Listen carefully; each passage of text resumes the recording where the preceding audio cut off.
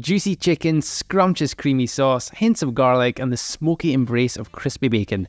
Meet the unforgettable slow cooker St. Mary's chicken. This recipe is one of my most popular slow cooker recipes of all time, and I'm going to show you exactly how to make it. Hey, I'm nutritionist Scott Baptie, and welcome back to my Food for Fitness kitchen. What's beautiful about this dish is the blend of simplicity and depth. The slow cooker basically does all the hard work and merges all of those delicious flavors together and creates this wonderful meal. All you've got to do is just chop up some bacon and fry beforehand, bung everything in, cover it and forget about it.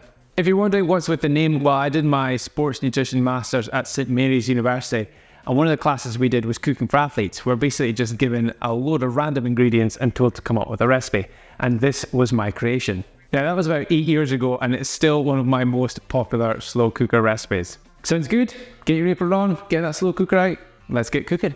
Bacon is one of those ingredients I think you absolutely must cook before adding to the slow cooker. So heat a frying pan with a little bit of oil in it and fry the bacon until it starts to go crispy. It's smelling delicious, and you'll just probably have to resist trying to get stuck into it with a spoon.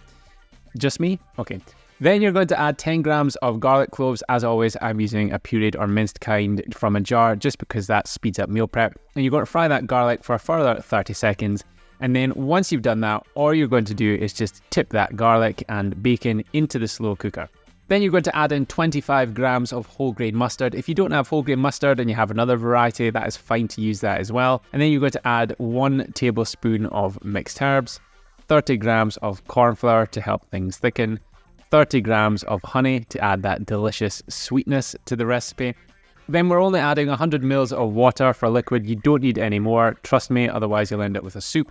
And at this point in the video, it would be fantastic if you could hit that like button. I know I ask you every time in a video, but it really does help me out with the growth of the channel. And then you're going to add 1 kilo of chicken breasts to the mixture.